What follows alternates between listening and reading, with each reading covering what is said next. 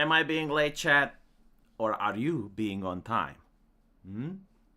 Think about it. Short Fat Otaku needs a life coach to set him straight. But why though? I mean, people overblown the danger of someone having bad takes on the internet. I mean, it's fine. If everyone had good takes on the internet, then we wouldn't have any content. So I do notice that people enjoy a little bit of back and forth. Yeah, I couldn't sleep again. So I woke up, it's 4 a.m., and I open my timeline, and I see a Short Fat Otaku take. Not a good way to start the day. But I was like, okay, well, I need someone else to talk about it, because to talk about this with, because if I keep it to myself, I'm going to go insane. So let me show you what he said. This is a continuation of the conversation from yesterday. I genuinely don't know why it got so popular as it did, but it's over 1,000 now. We got my original take from February 15th. Like, this is ancient history, according to the internet, but Short Fat Otaku decided to pick it up. And he has this thing where he takes a general concept and dials it to 11. And if he can reduce it to absurdity, and the absurdity doesn't function, then the entire thesis is wrong. And so my point was that liberals care about other things more than they care about their family.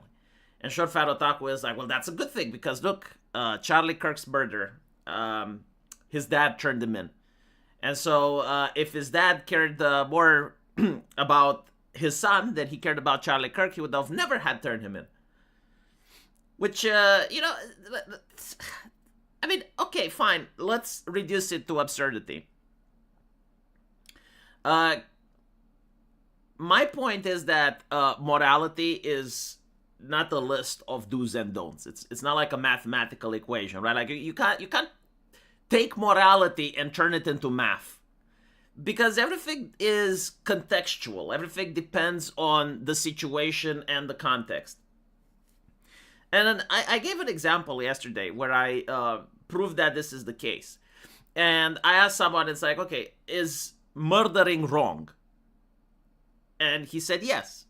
Like, murder in every single situation is wrong. Like, we can agree with this, right? Because it's like one of the things that people that argue for universal morality start up with, is murder wrong? And it's like, okay, yes, murder is wrong. Should murderers be punished? And they go, yes, okay, murderers should be punished. And so, like, if we believe that morality is like math and applies in every single situation, then there should be no case where a murderer doesn't go unpunished and people would say that was the moral thing to do. And I gave an example of a very popular case in the US, happened in the 90s, where some guy had his daughter kidnapped by his karate instructor. And the karate instructor kidnapped her, molested her, locked her in the basement, like really horrible shit. But then the police managed to find the karate instructor, they arrested him. And as he was at the airport, the father appears and shoots him in the head, point blank. And he does this on camera. It's like, you can find this on YouTube. It's a very popular video. And the jury decides that the father will not go to prison. They decide that he's just going to get some community service and probation. So you have a case of a murderer, which, again, like, he didn't have to murder the guy because he was already in police custody. He would have already gone to prison. By all accounts and purposes, the father did commit murder now. And he wasn't being punished. And almost everyone seeing that would say, yeah, you know what? That's the moral thing for the jury to have done. Like, if the jury would have convicted the father, if they would have given him like 2 or 3 decades in prison, people would have said that, okay, well, that's immoral. But, like, let's see what he did. You know, like, the father premeditated it. He planned it. He knew what he was doing. He knew that it's illegal. He knew everything that, okay, like, murder is wrong and all that. He did it anyway. And yet society decides, no, what the jury did by allowing him to walk free is moral.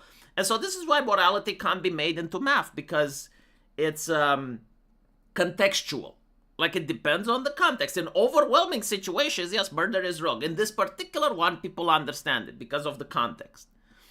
And so when Dev goes, it's like, well, should the father of Charlie Kirk Should the father of the shooter of the Charlie Kirk collaborate with the police?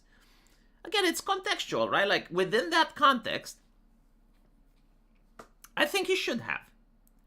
But let's say that he wouldn't, right? Let's say that the father would have told his son, I never want to see you again. Don't come into my house. Don't call me. Don't do anything. I just never want to hear from you. Is it that most people wouldn't understand? Sargon basically says that this is a genuine moral conundrum.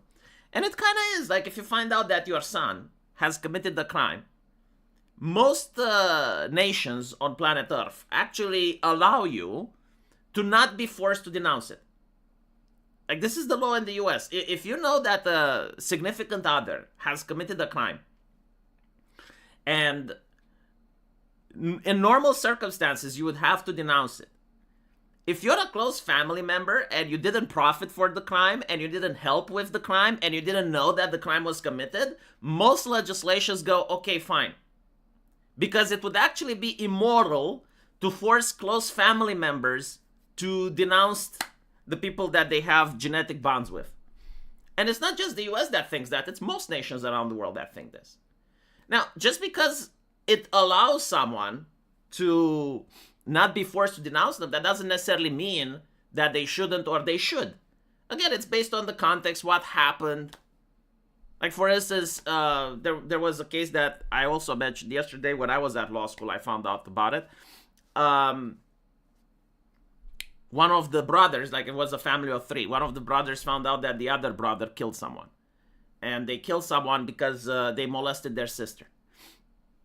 And so, like, the brother decided not to go to the authorities. And is that an immoral thing to do? You know, like, again, it's contextual. It's based on the situation. And I didn't even know, like, this is up for debate. I didn't even think, like, most people wouldn't understand. Because I definitely think they would. But then you have Canadians that go like, oh, no, well, actually, this is a conservative thing. It's not a conservative thing. It's a human thing. It happens in every culture around the world, except for maybe communist places. Like in the Soviet Union, the children were actually encouraged to snitch on their parents, especially for ideological reasons. Honestly, I'm glad people like Dev will never have kids. They would make terrible parents. I think they would make their children insanely conservative. This is something that I've noticed that it happens. People like Destiny will have kids that like Nick Fuentes. And people like Nick Fuentes, if they were to have kids, they would have kids that are very liberal. It's usually due to the generational gap.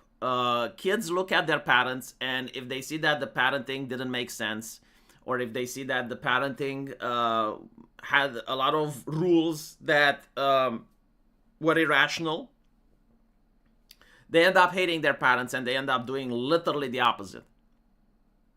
So they grow up. If you have like a Jewish family that's extremely orthodox, it usually creates atheist Jews, like the types that work at CNN. And if you have a family that's extremely liberal, like Destiny's, you usually end up with kids that are very conservative. You can't apply normal rule to demons. I understand this hyperbole now, where, you know, like it used to be labeling people racists, then bigots. Now we're labeling them demons. I think like human beings are capable of evil without the need of supernatural. Especially if you read a little bit about of history, which is what I'm doing right now. I'm especially with the French Revolution. Like I'm realizing, yeah, no, like. People are capable of creating great horrors with or without mysticism. I'm actually against you here. It's part of bias where you would have a serial killer and you try to protect them. See, like this is interesting. Do families protect serial killers? From my experience, no. They actually don't. Most families that I've heard of have ended up actually denouncing their serial killers. And there's a reason for this. And number one is safety. Like, if your son is a serial killer, you start fearing for yourself. And you start fearing for your other family. Like, if you have a son that's a serial killer, you also have a wife, and you don't want her to get stabbed, you know? So even if you were to remove morality from the equation, the sense of self-preservation kicks in. But even so, it's still a conundrum. It's still like something that the parent struggles with. If it wasn't a moral dilemma, we wouldn't even be talking about it.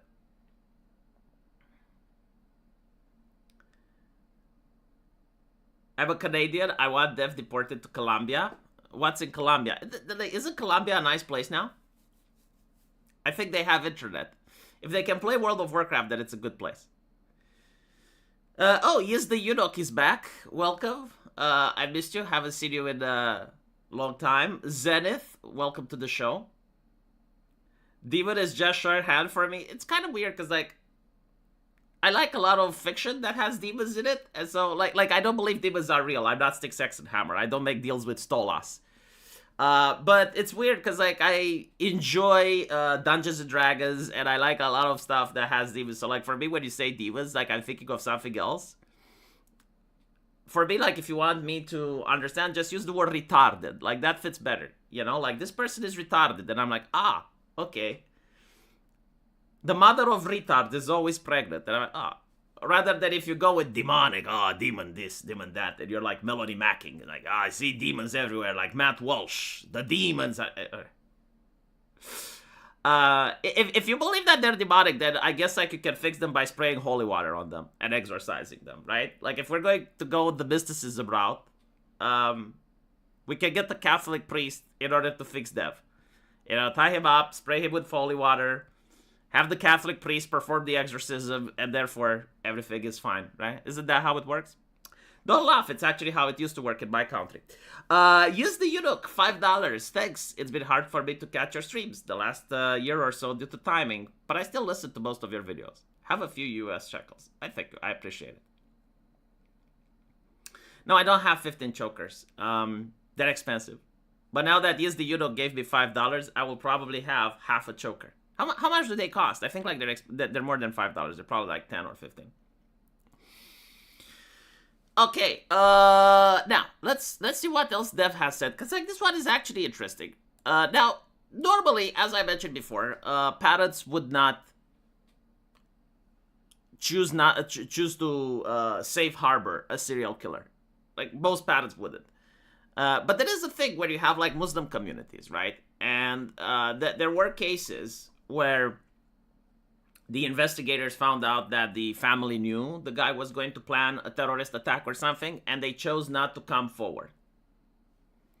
And Dev is basically saying, it's like, well, you know, what about those? Like, like if you protect family members, then isn't what the Muslims are doing a problem? Right? Like, once you create a society where everyone is like the Muslims, because like they prioritize their family first and foremost. The problem is, right, when you have a situation like that, like let's say you have a Muslim that's living in France and he plans a terrorist attack, his family knows, but they choose not to disclose, or they protect him from the authorities. The main reason that the family does that is not because they care about their son. I mean, this is actually a family that knows their son is going to be martyred, knows their son is going to die, and they don't care about him. What they do care is religion. Like, this is a family that has been convinced beyond the shadow of a doubt that Allah is real. It's not an ideology. No, it's like genuine religion, right? Like, Allah is real, angels are real, demons are real, and what his son is doing is going to get him to heaven. And life on earth isn't finite, but when they die, they will be in heaven with their son. And so, from this perspective, right, like from the perspective of the terrorist community, let's put it like this. Obviously not all Muslim, I'm specifically talking about terrorists here. They don't care about their family. They care about, they're not protecting their son because they care about the family. They're protecting their son because they care about religion, specifically their version of religion, which is one of martyrdom. Right? Like, they believe that their son is going to achieve glory by being a martyr. And so this is why they don't collaborate with the authorities. It's not because like they genuinely think that their son did a bad thing and they're protecting him. It's quite the contrary. And from my point of view, which is outside of the culture, I think the problem is that they don't care about their son, right? Like, if you know that your son is going to go out and commit an attack where he's going to end up getting killed, no father that actually loves him would allow him to do that. In fact, the opposite, like, you would want the authorities to apprehend him. At least he will be alive. Sure, he's going to be in a prison for the rest of his life, but at least he's going to live. And so, no, Dev, this is not a gotcha. You're not like, I see. Well, what about like if you have a community that only cares about themselves and don't care about the law? Like, no. You misunderstand the motivation here on why they do this. Dev understands group dynamics. It's just that he doesn't consider family to be higher priority than, I don't know, the menagerie of freaks on his server. Menagerie of freaks, that's... I've never been to his server, so I don't know who's there. But it's... Yeah, the whole situation is unusual, to say the least. Like what we're witnessing now, where you have like enclaves of communities that are against the law of the land, and the land actually is okay with that. So like if you have a secular nation like France, where everyone agrees like, okay, we're secular here because, you know, they have a history with the French Revolution and religious wars in Europe and the Protestants versus the Catholics and whatever, you know. But you have a secular nation, and that's pretty much the customs and the laws made around that. And then you have like a religious community that goes like, no, we're going to have Sharia. Now, we can't have Sharia at the parliament level. We can't have Sharia at the government level. But we can have Sharia in our communities. And the French government knows it's happening, and they're like, okay, well, we'll just let it be. Now this is an unusual case, because usually in human history, it's the opposite. It's either the religious community would try to force everyone to convert to Sharia, or the state would crack down on it. But in France, it's like, no.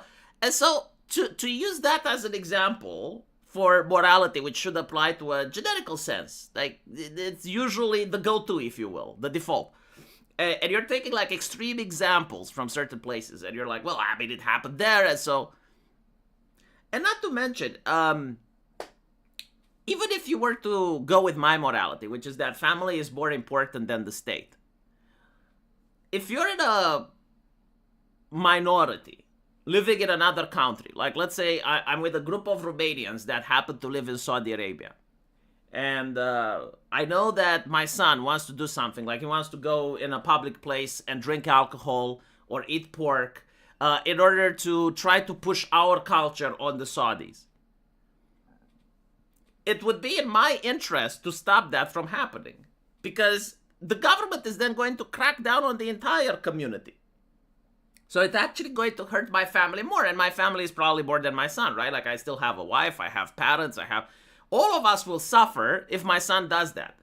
If we're a minority in another nation, and our son becomes a cheeky little shit in public and draws the ire and the attention of the nation state on our community, then if you operate on my saying that a father's job is to protect his family, you actually sometimes need tough love. Like, you actually need to turn him in. And you need to say, like, okay, we're not part of this. Like, please, just, you know, we just want to get tolerance. Look, we're contributing. And to be fair, this is what the Muslim community is doing in Romania. So the reason Romania doesn't have Islamic terrorist attacks is because our Muslim brothers are protecting us. Very few people know about this, but Romania has a history with the Ottoman Empire.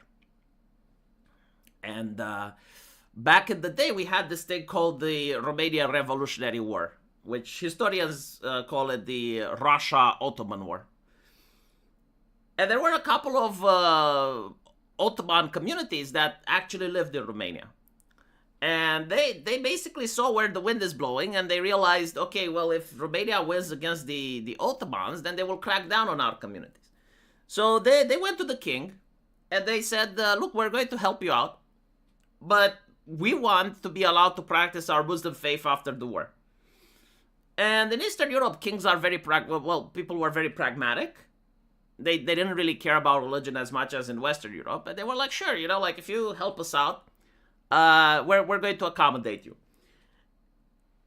And Romania went to war against the Ottomans with a couple of Iernicher divisions. We had auxiliaries. Anyway, we won the war, and then they were allowed to practice their faith with two conditions. Number one, it was to allow the mufti to be named by the king. Well, not necessarily named, to be approved by the king. And number two, it was they were allowed to pray in, I think it's like Constanza. They have a mosque there. It's probably like the only mosque that was built by Christians. So we have a mosque in Romania that's very ancient. And these people, they endured, and they exist even today. Like we have the Muslim community in Romania, and there's absolutely no friction, no terrorist attack, no problems with them. And now it's not the king that names the mufti, it's the Ministry of Culture. And what happened recently, there was a plan by Turkey to build a grand mosque in Romania. And it was those Muslims that actually went and they fought against that. And they said, like, the number of Muslims in Romania doesn't justify building this huge cultural center in Bucharest that also operates as a mosque. And they also gave a list of names to the government. And they said, these people, they're coming from Saudi Arabia. They practice a very extreme version of a Wahhabist religion. It's not according to our traditions. We would prefer if these people are not allowed in the country. And so, if you have a minority, like a community that actually works with the nation state and makes sure that friction doesn't happen and they're policing their own, you can have cohabitation. But we don't see that in France. We don't see that in Germany. We don't see that in the UK. Like, there's no interest in them trying to integrate their communities or the communities themselves to find ways in order to work around with their nation hosts. Hello, Ace. What are we talking about? Romanian history. But yeah, basically, my morality that a family should actually be loyal to each other first and then the state has not been debunked yet. I don't think that a society where people worship the government is a good society, and I can give an example. I asked Dev, it's like, okay, so if your dad went to January the 6th, would you have turned him in? And Short Fat Otaku replied, well, I mean, it depends, right? If they actually deserved it, yes. But the thing is, like, we now know what January 6th was, right? I mean, there were, all of those people were pardoned. We know how many feds were there. We know that people got charged for trespassing. And so when I asked Dev, it's like, would you be okay with turning your father in if he went to January 6th protest? And he says, well, it depends what he did. But you already know, like, what the worst thing that could have done at that protest was. Which I think, like, the worst thing was, like, some guy putting his shoes on Nancy Pelosi's desk. They didn't go there to, like, burn documents, to torch the place, to, you know, they didn't catch American senators and try to beat them up or anything. It was just, again, the worst offense that I could find, and please correct me if I'm wrong, was trespassing. Right? And Dev is like, well, I mean, if my dad was trespassing there, sure. And the crackdown on it was completely unjustified, especially because, like, these types of protests are not something that Americans don't usually do. Like, for instance, during the Kavanaugh hearings, you had protesters breaking into the hall, and you had the sergeant at arms, or whatever they're calling it, it's like trying to escort those ladies out. There are multiple events where you have, like, leftist protesters breaking into Capitol buildings in order to try to cause a scene, in order to raise awareness, in order to try to stall. Like, this is normal in the US, right? And so, okay, fine. Now you have this January 6th, and what was the crackdown? Well, the crackdown was to work with bank companies to find out who these people are. People that just had a transaction happening in Washington were now suspicious. They took them and they locked them in deplorable conditions for months before they were set to trial. I actually got to see some of the horrible conditions that they were in, you know, leaving them with no shirt and shit. And they also put like barbed wire and fences around the Capitol, and in order to exaggerate the PR stuff. And basically, they were saying, yeah, I mean, if my dad was there, and, I would have turned him in. It depends. Like, wow. I hope my son doesn't end up like that. Like this is why it's a good thing that we have a dev. It's so that you get to know what happens if you're a bad parent and your son becomes a liberal. That's what they're going to think of you, right? Like, your son should have loyalty to the state, not to you.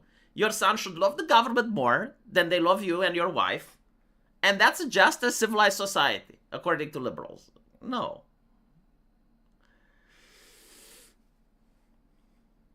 A former Capitol police officer planted bombs to draw away resources. I remember that. Like, it came up in the news that they found the vehicle having bombs, but then they never followed up with that. It's like, okay, well, who planted them? Whose vehicle was it? Why was it there? What happened? No, like, apparently we're not going to go into any of that. They put a baby on the no-fly list because his dad was at January 6th. I guess the baby was a flight risk. The whole thing with flight risks, that goes to show where safetyism is at now. I mean, look, obviously, what happened with 9/11 is going to be a scar that remains on America for a long time. But how often do you actually have people that are genuine flight risks? And how often was the law misused to put people on no-fly lists because of political opinions or because of stuff that, just because you have a guy that's extremely outspoken, and even if he advocates for dumb shit, if he's like an 18-year-old, is he actually a flight risk? Like, is he really a flight risk? And wouldn't it actually be a lot easier to arm the people that work in the airplane industry with tasers? Like, if you genuinely believe that every plane can house a terrorist, right? Just give tase guns to all of the staff. But here's the thing. You notice how big of a grift this whole safetyism is. I go into an airport and I'm traveling to London. I'm about to meet Sargon and have like the Lotus Eaters podcasting.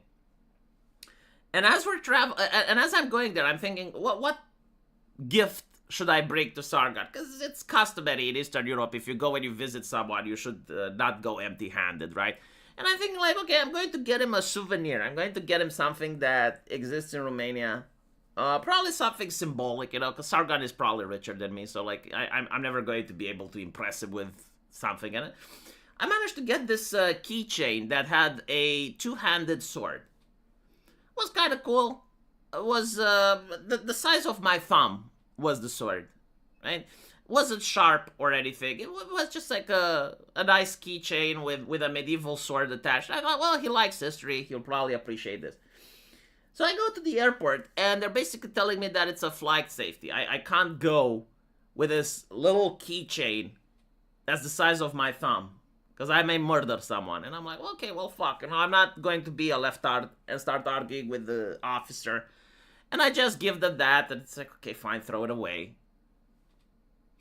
But to be honest, now that I know that the United Kingdom is pretty much like Maoist China, and it's not a free country, like maybe actually that's a good thing, because fuck knows, like I could have gotten arrested. Like there was a guy arrested for having a fidget spinner in London.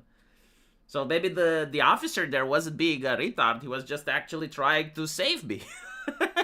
Imagine walking in London with that shit. Anyway. When I got past security, you have like this place in the airport where you can do some shopping. I don't know how many of you guys like travel by air, but basically you enter the airport and you have to go through security. They check your luggage, you check in, and then you're passed inside the airport. And inside the airport there's like kind of like a mall, I guess, but it's a lot smaller. And you can buy a lot of things, and the prices are from the future. It's usually like twice or three times as high as everything else. And you know what I could buy there? Besides the fact that I could have bought the exact same keychain that the security guy threw away, I could have bought a bottle of wine, and they would have let me with it inside the cabin. I could literally have had a bottle of wine that I bought because they were selling it past security, right? So like once you buy it and you put it in your bag, it's yours. There's no other check. Like no one would stop you.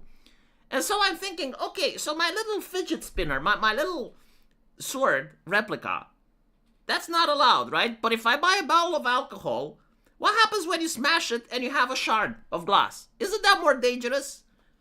And the answer is, of course it's more dangerous. And so why they don't crack down on it? Because it's not about safety.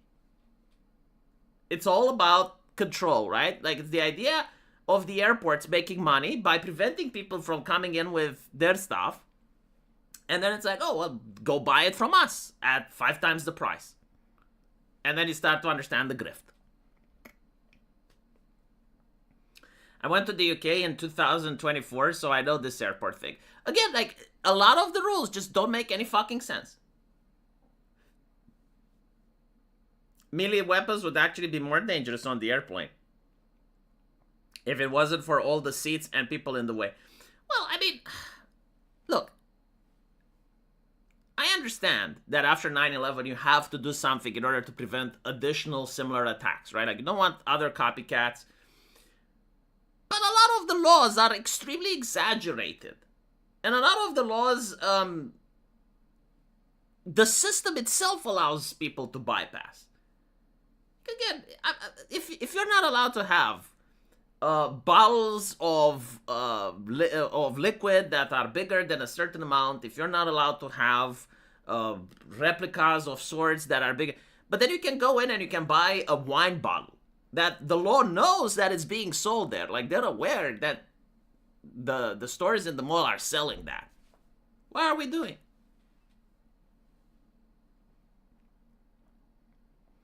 Sorry, you have to turn in your $2 box cutter, duty free. Hey, dude, you want to buy a box cutter for $25? I don't know if they actually sell box cutters in the mall, in the airport.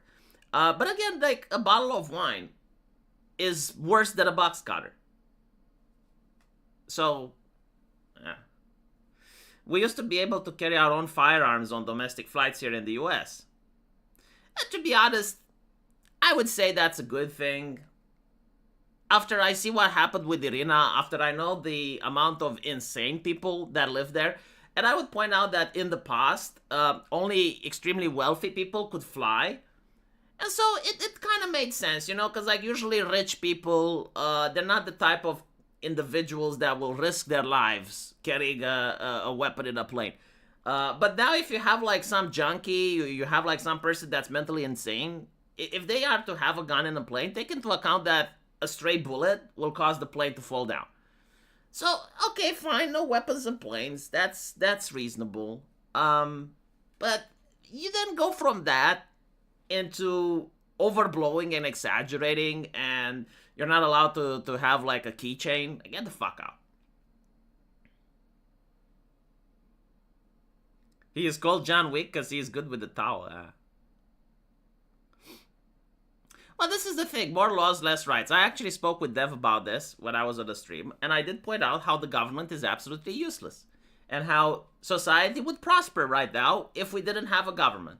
And my example was Bulgaria. Bulgaria had a couple of really nasty government takedowns where, you know, they were impeaching the prime minister and there was like a lot of political unrest.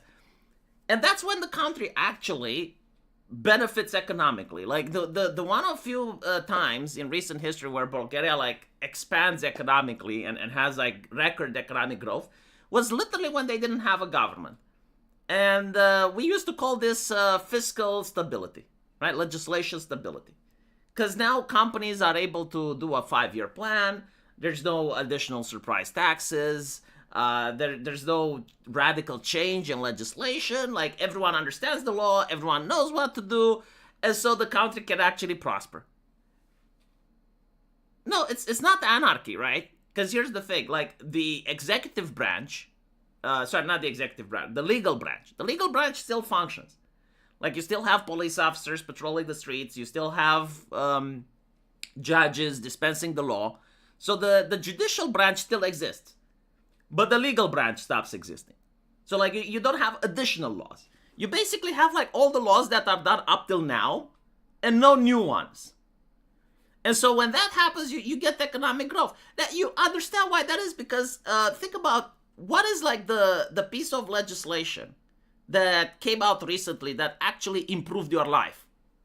Because I can't think of any, especially not in the European Union. Like, I can't think of a single piece of legislation that was actually done to improve my life. The only one that I remember, and hello, no ma'am.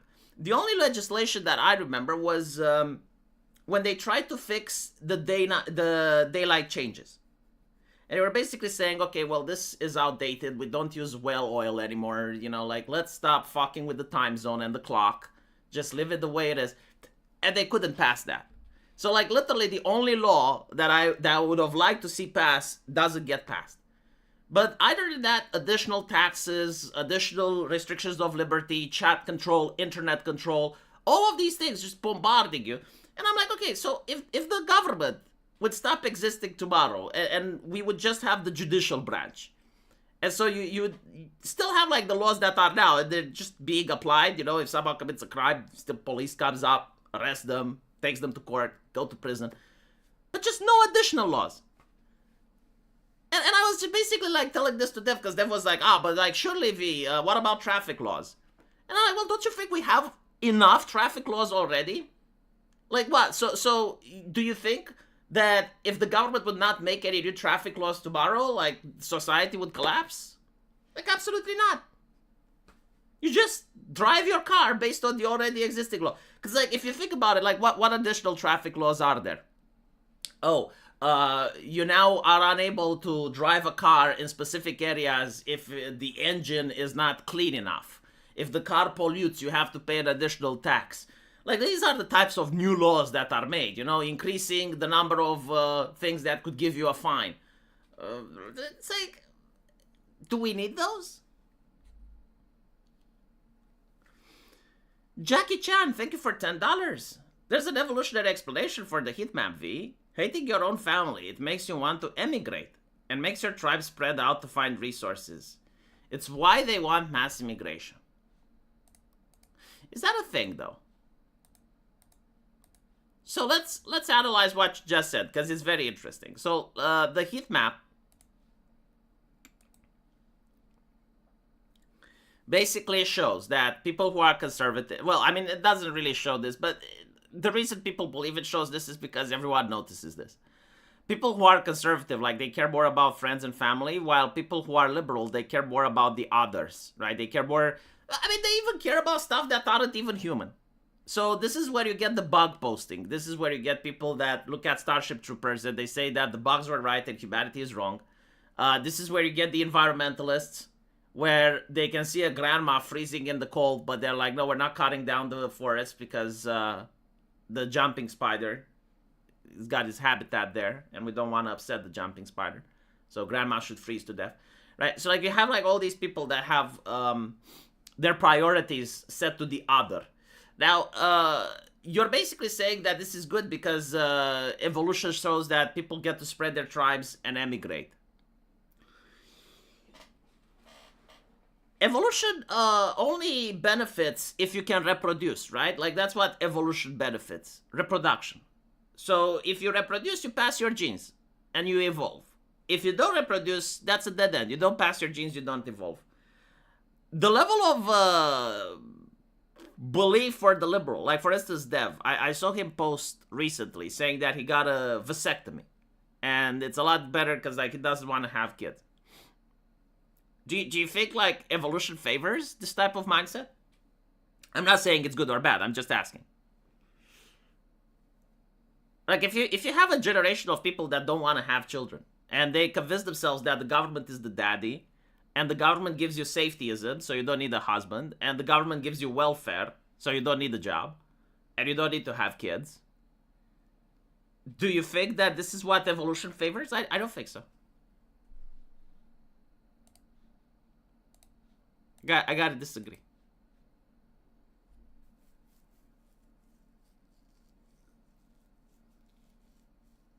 And by the way, like most people that immigrate, historically speaking, they don't immigrate because they like the other more. I mean, there are a couple that do, right? For instance, let's say a person really likes America, or like PewDiePie. PewDiePie is a great example. PewDiePie thinks, okay, Japan is wonderful, and he saves money, emigrates to Japan, and now he lives in Japan. But PewDiePie is an outlier. Like most people don't, throughout history, they don't emigrate because of that. Most people emigrate because their society becomes really bad, usually because there's either too many people or too few resources, or because there's corruption and mismanagement. And so they go to another country by necessity, not because they like the other. And you can notice this because like the people that go to another country, they don't integrate. They don't do like the PewDiePie and he starts learning Japanese customs and learns Japanese and no. They form enclaves. And then they try to maintain their culture because they didn't leave due to the fact that they hate their culture. They left because lack of resources, lack of accommodation, they're seeking a new adventure, whatever the case may be. It's not because like, oh, they have a love for the other. Like, we noticed this with a lot of the people coming on the dinghies. And they go on to France or London. They don't go there because they love British culture. And they start studying British history and they go to the British Museum and they're in awe and admiration and they're so happy that they're finally seeing their dream. Right? No, they start enclaves and they try to reproduce the same culture that was at home. So no, I reject the idea that the heat map is evolutionary. Some people not reproducing isn't bad. Let them focus on resources on their relative children. Yeah, look, let me address the demographical problems because I think they're a little bit overblown. So we now have, I think it's like 8 billion people on Earth or something like that. We're not going extinct anytime soon. The demographic problem is not a survival one, it's an economic one. And it's all due to the welfare. Now, if it was 1950 and you chose not to have kids, what will happen is that you get old and there's no one to take care of you. You literally end up on the streets begging for food, begging for money.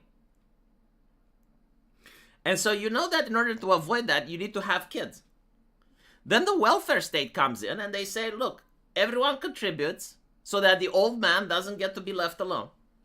And then you don't need to have kids. You need other people to have kids. And those people are going to have their taxes taken away, and some of it are going to be given to you. So, normally, I don't give a shit if people want to be like Dev and not have kids. But what I do care is like, why is it that my children are going to be taxed and get to be paid for him? Because that's how welfare works, right? Like, I'm taxed, my kids are taxed, and we get to pay for other people that chose not to have kids. It's like, how is it a choice where I get to suffer his negative consequences?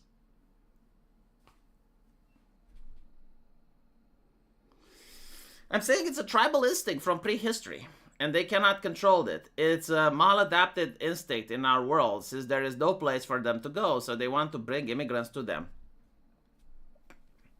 I don't necessarily think like that. I don't think like people... Okay, look. Weebs, right? Like weebs really, really love Japanese people.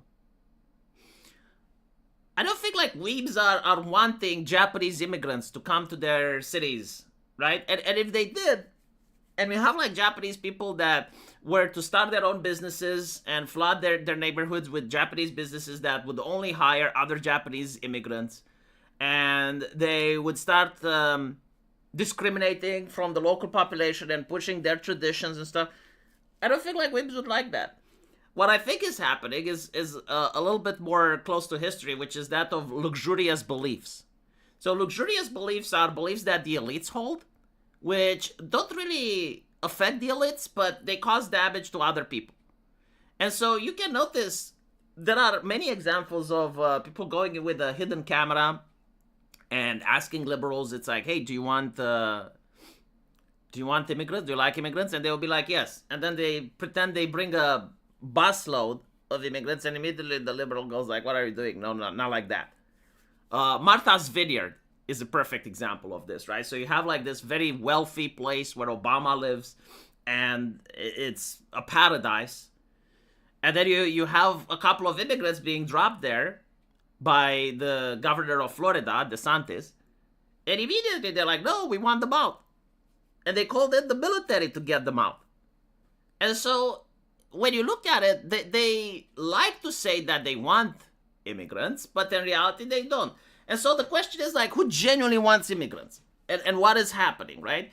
Well, the people that genuinely benefits are the people that benefit financially. So you have the hotel owners, where the government now rents their entire hotel at absurd prices, so they're making a lot of money. I mean, hell, if I was a hotel owner, I would like immigrants as well. I'm not going to lie. I mean, holy shit. Imagine the government paying you millions of dollars a year, and you don't even have to maintain adequate standards. Because, like, you get recurring customers nonstop. You're like Pfizer during the pandemic. No matter how bad the product, the government keeps buying, right? So they benefit. The people in the bureaucracy benefit because they're getting paid. And for them, it doesn't really matter what the government does as long as they get a paycheck, because they know that if someone else gets in power, they're going to be fired and they're going to lose that paycheck. And then you also have like the people in power that benefit from dividing the population and creating scandals rather than them focus on issues that are like corruption, grifting, which politician passed which legislation that ended up destroying the economy. They're now focusing on, oh, well, we got the rape gangs in Rochester and Rotterdam, and, you know? And so, like, dividing the population based on that. And then you have the people that get the votes. Like, if your entire platform is anti-racist, anti-blah, blah, blah, they get to pass hate speech laws. They get to pass all sorts of codes that restrict liberties. So these are the people that actually want immigration. I think like there may be a couple of individuals that go, okay, we want immigration because we really like the culture. You know, we really like Islam, but we don't want to go to Turkey. And so we want to import as many immigrants as possible to have their culture over here. I think like those people are way, way of a fringe minority. Just and even the ones that say they do, they probably say they do because they realize, okay, if I don't say this, I get ostracized by the people in my university. I get bad reviews on LinkedIn. I get canceled on social media. And so even though I don't believe it, I will say it just to have it out there. Sometimes a group of people, or at least their elites, do like a different culture and take on characteristics. Yeah, it's true. But I don't think it's happening now. But to be fair, what you said, it was especially true during the Napoleonic Wars, where a lot of elites, especially in my country, they started speaking French. They would pretty much start dress and to adopt French culture. And almost every single theater in Eastern Europe had French plays. You get to see it with Japan, right? Like a lot of weebs, they like Japanese, the Japanese language and anime, even though they don't speak Japanese. And so, yeah, it's true. But I don't think like it's actually applying to the current situation that we're talking about, which is the one with mass migration and stuff.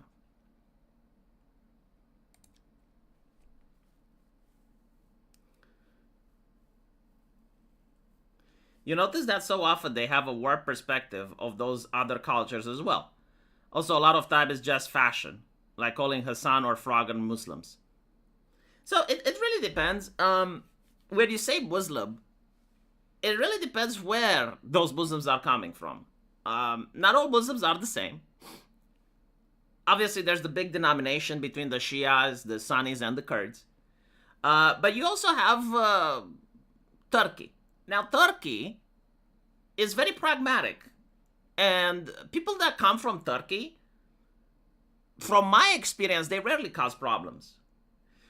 People that come from Saudi Arabia, they cause problems, but different types. Like people from Saudi Arabia, they may start buying your real estate, they may start buying your property, they may flip assets. It causes economic damage, but they're not the type of people that are involved in the what was it, the Rochester grooming gangs and that type of stuff, right? Then you have people that come from Pakistan. They're very different than the people that come from the United Arabian Emirates, right? So, like, again, saying saying Islam or saying Muslims, it really depends where from. Like, I would be a lot more concerned if I was to hear that a German Muslim or a French Muslim is coming over than a Muslim from the United Arab Emirates or a Turk. Obviously, that's my initial pre-assumption. After you meet the guy, after you talk with the guy, you can get different takes. But initially, I would be like, okay, so they're coming from a nation that really pampers their community and is very soft on crime when it comes to them, versus another Muslim that lives in an actual society with laws, like the United Arab Emirates or Qatar or Saudi Arabia, right? Like, they're actually grown in a society where they know that if they commit a crime, they do the time. Meanwhile, when you look at what's happening in places like Australia or Britain, it's like, well, they live in a society where it's shown that they can get away with a lot of shit and the locals don't. And you have to wonder, like, what type of person does such a society create? What is their mindset? How are they raised? What is, right? Blaster YouTube, $20. Shit. Thank you so much. Wow, I didn't expect to actually make money on the stream. I thought that streaming at a unusual hour is going to get me like 50 viewers and maybe $5. But I do appreciate it, guys. I'm sorry Hassad is such a Muslim that he allowed Ian, who previously ripped the Quran in half, into his home several times. It's also like, look, just because like Europe is aware of the most extreme version of Islam, it's not really the same in the Middle East. Think about it this way. Minorities usually are louder than the majority. Like, for instance, Orthodox Christians in America, they would be incredibly anal about their traditions, and they would be incredibly obsessive about the people that join them to keep fasting and maintain stuff, while the ones in Romania are very chillax. On the contrary, Protestants in Romania, like, I went to a Protestant high school. Like, my fucking God, they're like the most extreme type of Protestants you can imagine. While Protestants in America are more chill. And so it's the same with Islam, right? Like, if you're going to get the minority of Muslims in our country, like, they're going to be incredibly careful about preserving their traditions than the Muslims that come from that country directly. And so, regarding, allowing a person into your house that broke the Quran, let me put it this way. There are different types of Christians. There are Christians that, if they find out that you did pornography or something like that, they will never associate with you. They will never hire you, right? And then there's Christians that just go to Sunday church and don't give a shit about anything else. And it's the same thing with Muslims. Like, I can name several Turks that if they were to know that you broke a Quran or you ripped the Quran and, you're going to their house to do business, they wouldn't give a fuck. But regarding Hassan, I don't think he's a Muslim, yes. Like, in the case of Hassan, I mean, if he was a Muslim, he's like the type of Christian that just pays lip service, will say, okay, God exists, but in a vague way, doesn't fast, doesn't go to church, doesn't donate to charity, doesn't do anything else besides claim he is a Christian and leave it at that. Take this small Canadian apology. Jesus, Memerold VT. Thank you for the content. Are you a VTuber, Memerold? Is that a... Hold on, let me check. I'm going to browse the internet now to see if Memerold VT actually has a channel. Memerold VT. If you do have a channel, YouTube doesn't want me to find it. Ah, there is. There is a Memerold VT, actually. Right. We got two shorts, chat. It's an up and coming. It's not a V-tweeter, it's a V-super chatter. It's got 22 subscribers. Just put the hands under the chin and give the cheeks a little squish. Just squish, squish. Actually, I wonder if that can... How do you do the editing? You know what? I should pay you. I should pay you to teach me how to do the editing. I keep seeing people uploading shorts and shit. I have no idea how to do it. I have no idea how to edit. Command still works. Hold on. Right, so chat, listen up. That is Memorable VT. It's got 22 subscribers and 2 videos. And he knows how to edit shit. Better than me. So, if you want to subscribe, there we go. Er Camela, 180. I'm convinced Dev is such a patriotic Canadian that he actively pushes the worst for America to be subversive. Well, actually, this is a fascinating one. He was complaining about MAGA being AstroTurf. Like, he made the video. I should have made the response to that. Well, actually, you know what? We'll do a response right now. But he's basically complaining that MAGA is being AstroTurfed on Twitter. And isn't it interesting? He's a Canadian that's pretty much AstroTurfing the Trump derangement syndrome on Twitter. Like, this is how politics are being done in the modern era. And it's not because of morality. It's like, this is the way you win.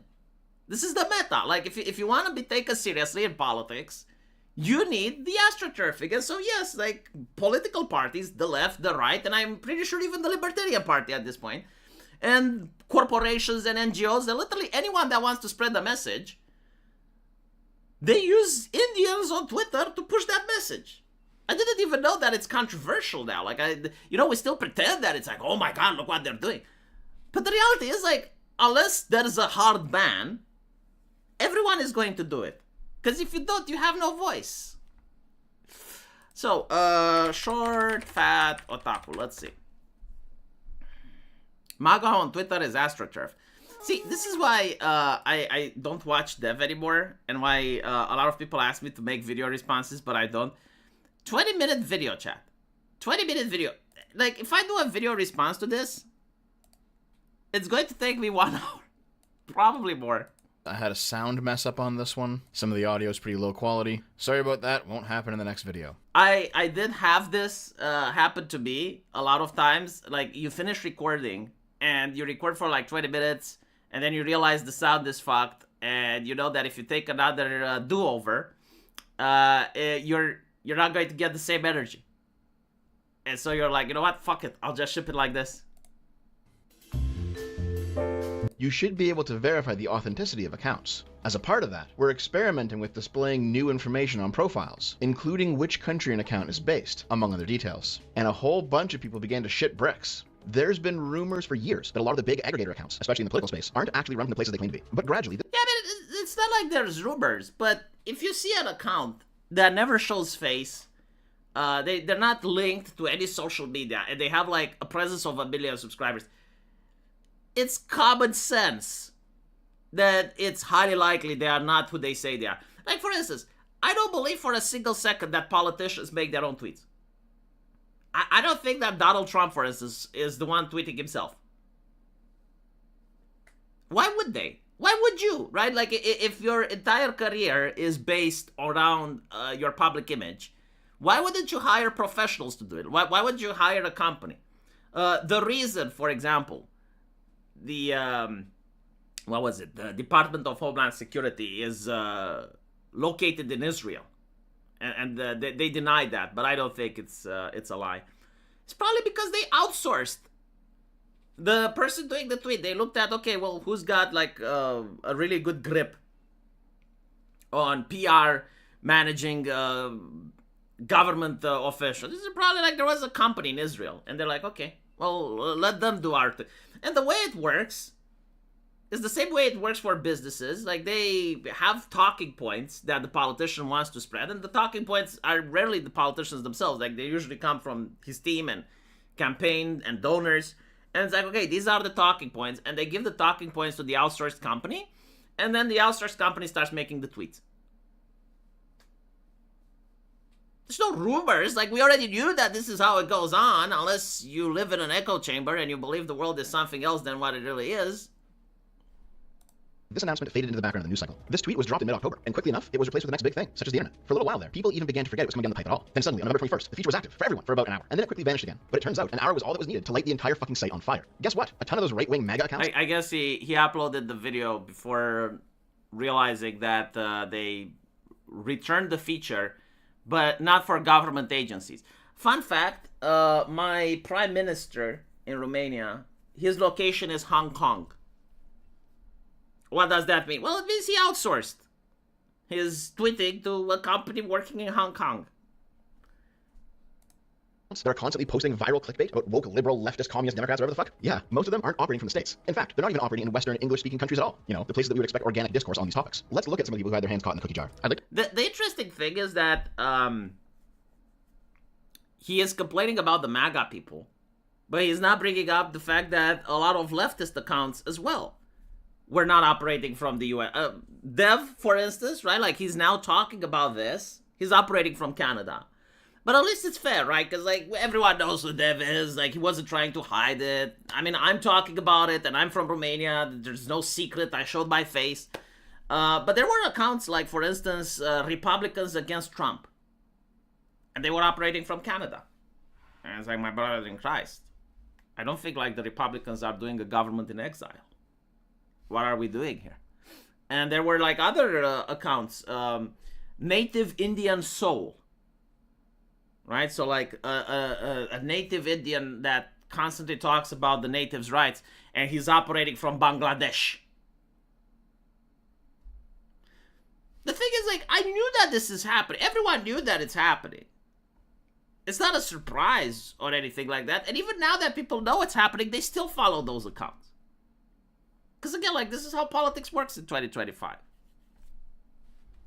To credit Nick Monroe, otherwise known as Lobster Looker on Twitter, for a lot of this stuff. He didn't provide all of them, but he did make a big thread cataloging everything, so go give him a follow. Right off the bat, it turns out that Doge Designer is actually based out of India. Doge Designer being an account with 1.7 million followers that basically just simps for Elon Musk. This account here, Commentary Tom Homan, or Homan News, is basically just an account dedicated to reporting on Tom Homan, you know, the Trump immigration guy. This account claims to be based out of Virginia, USA, but it's actually reporting from Eastern Europe, not in the EU. So what does that mean? Russia, Ukraine, Belarus, that's pretty much it. Oh, MAGA World, that's from the vague East Asia and Pacific. Okay. MAGA Nation, once again, non-EU, Eastern Europe. This Caroline Levitt fan aggregator account is from Hong Kong. This Ivanka Trump account claims to be from Florida. I don't know if this person is intending to be Ivanka Trump, or is just an Ivanka News account based out of Florida, but they're from Nigeria. Megan Nadine. Also, take into account that if you use the VPN at any point when making the account, it's going to tell you a different nation. So the thing is, like, most of them are probably actually based on these other places. Like, they may actually be based in Nigeria or India or whatever. But it's also possible that people like Homeland Security or my Prime Minister, because they're government agencies, either they outsourced, which is a possibility that I'm suspecting, but it can also be the fact that most government agencies always use VPNs.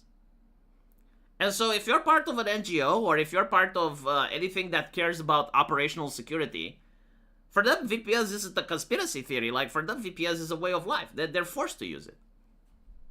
Female bodybuilder from New York City is actually from Morocco, and by the way, probably also isn't a female bodybuilder. Sorry, guys. Izana Speaks, the proud American standing for freedom, strength, and the USA first. I've actually seen this account around here and there. One of those trad wife LARPers. But it's actually from Pakistan, connected via the... And by the way, these accounts, a lot of them are not grassroots. The way it works, especially where you have, like, these non-political accounts, or you have, like, something like Brooklyn Dad, or... they probably sell their accounts a lot. So, like, there are people that would buy the Ivanka Speaks account. And you get an account that has hundreds of thousands or millions of followers. And then by posting stuff, you can make your money back. So it's an actual business of selling and buying accounts. And then there's also botted accounts. Like, for example, Brooklyn Dad, right? Now, why does Brooklyn Dad exist? Because he has, like, the worst takes ever, and people still listen to him despite that everyone is on Pedosky now. The reason he exists is because he makes money. And the way he makes money is not by necessarily tweeting out shit, but is building a following. And then you have, like, Democrats or businesses that require the platform, and they just pay him. And it's like, okay, well, Trump is passing this new law that will ban Pepsi from welfare bills, right? From welfare checks, right? So you can't get Pepsi now using food coupons, and we don't like that because we represent the soda company. So we want you to start rallying against that, and we're paying you $500. That's how it works, right? And all of a sudden, he's, like, really outraged, and he's going to pretend, oh, my son, you know, like, think about my baby boy. My baby boy is not going to be able to get Pepsi with food coupons anymore. Oh, look at this case. Look at this mother. This mother is devastated by the news. And by the way, it happens on the right as well, not just the left. Like, there are people on the right that do literally the same thing. And they have people coming up to them with money. And they're like, how about you push this for us, or you stand up against this bill. I would not be surprised if most of it was bots. Well, let's look at how it actually works in real life. Let's say that I want to shut down the building of a power plant. Because maybe I represent Russia and I want the country to buy Russian gas. I don't want the country to become independent and stop buying Russian shit. And so I represent the NGO, right? How do I get the power plant to stop? Well, first of all, you understand that in the culture, environmentalism is a thing. Like, you already have a group of people in that nation that care about the environment. And then you make a claim that in order for the power plant to happen, they have to go through some native land or some shit like that. And you start doing protests. You know, you connect, like, you already have, like, your network. And they know people from those areas, and you start forming narratives that they actually believe in it. And then when you go to protest, you also pay a couple of protesters. You get them from Craigslist. So you get like 50, maybe 100 protesters. And then you hope that those 50 or 100 protesters are going to attract more people simply because when there's a crowd, right? And especially if you place it next to a university or you place it next to a place where people that are likely to be part of your ideology gather, you're going to then get from 50 to 100. You may get like 200, 300, right? So it doesn't mean that they're all bots. It means that they snowballed. Like, the original thing was paid for, you sweeten the pot, and then you actually attract legitimate people, so that if someone says, oh, they're paid protesters, oh, they're paid by Soros, you have legitimate people going, I'm not paid by Soros, and I was at the protest, and they're not lying, right? So it's the same thing with Twitter. Like, you have people that are actually using bots in order to push the message across, and then you have genuine individuals that are retweeting, they're liking, they're commenting. And if the person is accused, Ian Miles Chung is botting, well, there will be people that come out like, no, I actually do follow Ian Miles Chung. He's not a bot. Which, again, you know, begs the question, what type of individual does follow Ian Miles Chung? When he was Elon Musk's right-wing man, like every single time Elon Musk was saying something, and you'd scroll down, you'd see Ian Miles Chung go like, yeah, no, he's right, yeah. Do you guys remember those times? And I think like the algorithm was pushing him. But it was so fucking hilarious. Like, nothing that Elon Musk said, no matter how controversial or no matter how benign, you'd scroll down and literally the top comment, Ian Miles Chung, yeah, no, listen to the guy, yeah, he's right, that's right. Kind of like Diamond and Silk. Those were my favorite content creators for a while. There were like two black ladies. And one of them was dropping down the stuff, and the other one was going like, yeah, that's right, yeah, no, listen to her, yeah, that's what she said, yeah. I need a co-host like that. I need to teach Amalgamite to do that for me. That would be so fucking epic. You know, like, that's something that I think like only, like, everyone can do it, but like black people have performed the art. But when you have like a person speaking, and behind them, you have like someone else that just goes like, that's right. Yeah, no, listen to him. But like, if I try to do it, yeah, it's like a yes girl, but it's an art form, right? Because like, you need to do it in a certain way that you don't interrupt the person, and the other person needs to vibe with you and know exactly when to have the pauses, so that they go like, that's actually true. Yeah, no, what she said, And it's also the body language, right? Like, they nod, and they do, like, really, like a hype man. But again, like, I don't think Europeans know how to do this to an art form. Like, if I try to do it, it looks fake as fuck, right? Like, it just feels bad. But if, like, a black person does it, if I get the American Outlier here to do it for me, I think, like, he has, like, this natural way of doing it. It's just, like, it automatically does create the hype. If you want to know, like, how it happens in the professional scene, look at football commentators. Like, when there's two white people, two, you know, Americans just commenting football, it's professional, it's nice. But if you have, like, two black people, my God, like, I remember Evo, right? Like, the Street Fighter esports, or the Mortal Kombat esports. and you have like two black commentators, like they genuinely carry the show. Like you can get Japanese people there, you can get Chinese people. It doesn't work. You get two black people, they fucking carry that. Like they replace what white people require millions of dollars to put in a stadium with bling and shit in order to make it more entertaining. But these people just sit on a table and they just vibe off each other, and you feel like you're there. You feel included. It's fucking amazing. Oh, the Hodge twins is another example, right? Like the Hodge twins as well. Like, yeah, you know, and they vibe out. I don't know how they do it. I don't fucking know. It's like a supernatural skill. I don't think it can be taught. But I do wish like some of them would open a university to teach me how to do it. Or at least to train people how to be co-hosts so I can hire one. A verbal tag team body. Is that what it's called? You need a Brazilian or an Argentinian football. Oh my god, like those people. They do it differently, right? Like it's not the same like black people, but if you get the Brazilian football commentator, the man literally acts like his life depends on the goal. Like you need to understand, they become one with the football. Like if their team loses, it's almost like they have to now commit seppuku. That's the vibe that I'm getting, you know? It's almost like the Nazis are marching in and they stopped, and the only thing preventing them from invading their country is if the team wins the football game, you know? It's just like... Yeah, Kino Casino does it. Kino Casino, like Andy actually vibes really well with his co-host. He is a really good hype man, yes. I'm literally the Simpsons joke about football commentators. I don't know, I don't watch Simpsons, so I can't say what the joke is, but I'm just basing it off my personal observation, so if the Simpsons noticed it as well, that makes it more true, right?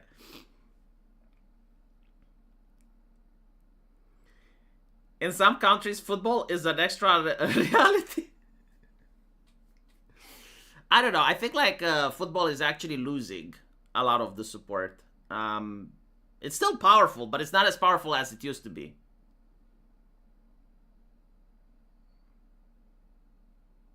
I did a PPP. I don't think PPP likes me. I think like every time, like there may have been like 2 or 3 times in the history of their show where Andy mentioned me in a positive light, and PPP immediately, like, he had a gut-wrenching reaction. Like you could see he had an uncomfortable bowel movement just by hearing me.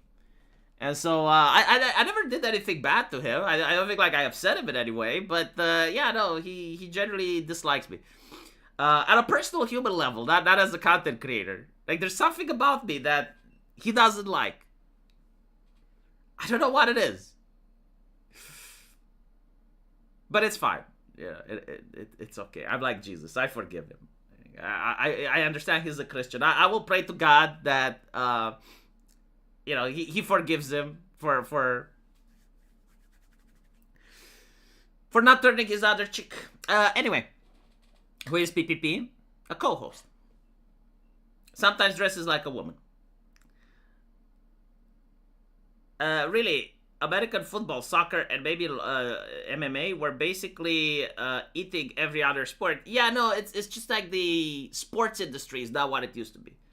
And it kind of makes sense. When our parents were young and restless, you didn't have that many hobbies, right? Like, if you wanted to watch a movie, you had to wait for it to appear on a channel. Maybe you had a VHS cassette player and you could rent a movie. But, like, mostly, the world required you to go outside. And there weren't that many entertaining things to do. And so, sports was one of the few things that justified getting 4 other men into your room and hanging out. But then, you know, you have the internet and people hang around online, and you also have the ability to play video games and talk about esports and shit like that. So there's a big chunk of that percentage that went to other types of entertainment. Speaking of, by the way, if I buy FIFA, would people watch if I play it?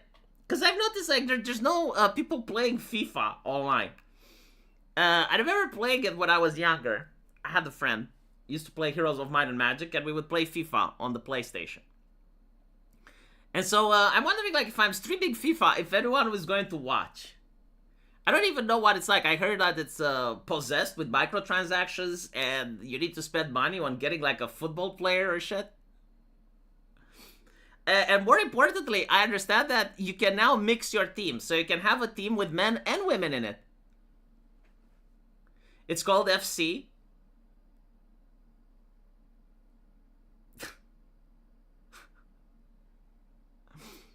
Oh my god.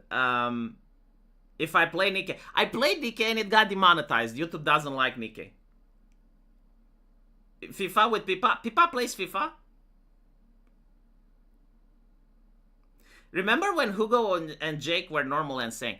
I actually do remember when Hugo and Jake were normal and sane. I did like them. They were really hilarious. And they did vibe with each other. But then I think like one of them transitioned. And me and Sargon went to debate the other one. I think we debated Jake, the one with the funny hat. And he concluded in his infinite wisdom that if I date a woman and I find out that they're trans, which, like, let's be honest, that's an insult to my straight radar, my super straight radar. But if I date a woman and I find out that they're trans and then I say I'm not interested and I don't want to pursue the relationship anymore, I'm just as transphobic as someone that beats up trans people. And it's like, okay, well, with that take, you're going to ruin your entire LGBT movement. With that take alone, like if you push it hard enough, you're going to ruin the social contract of what happens in the bedroom stays in the bedroom. He didn't listen to me, and well, now we're past the Bud Light and the Target controversies, and which one of us won that debate?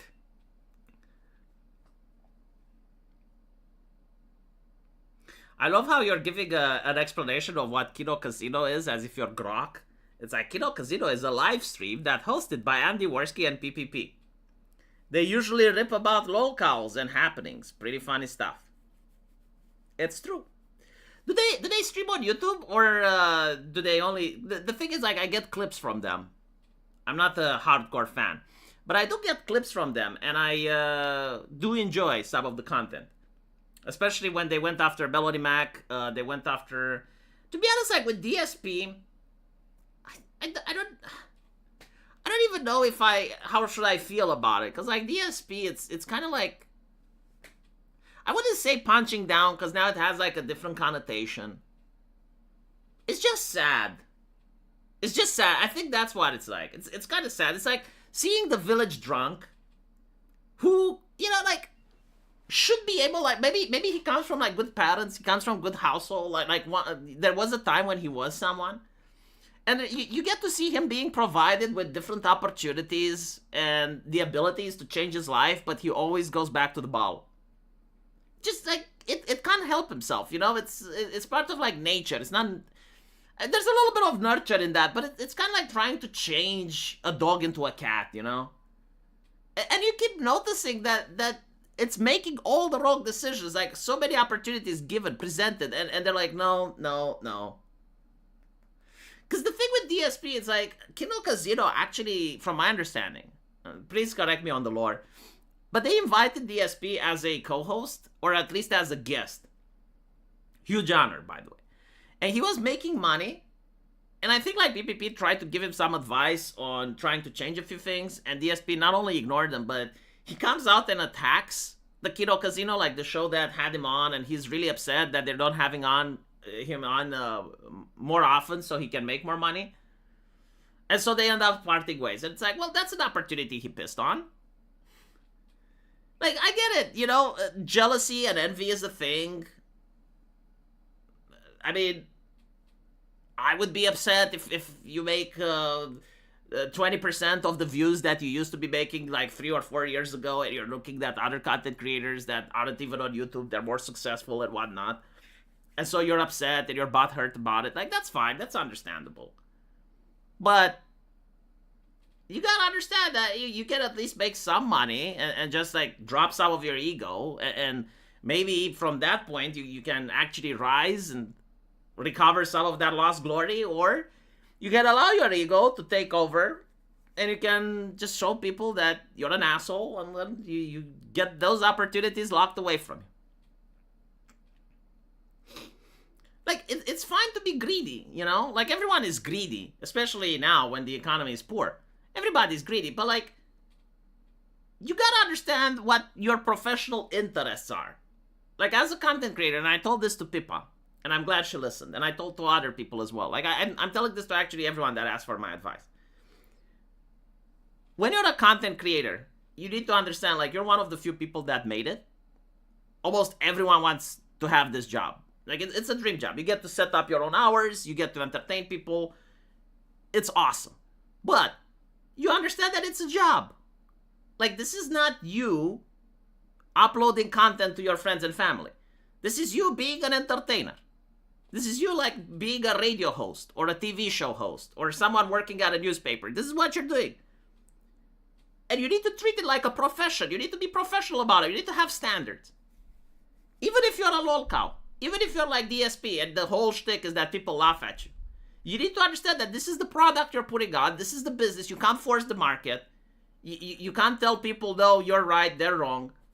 Because at the end of the day, those people are your employees, your employers. Like, they're the ones paying you. They're the ones funding you. And they're there to see the content.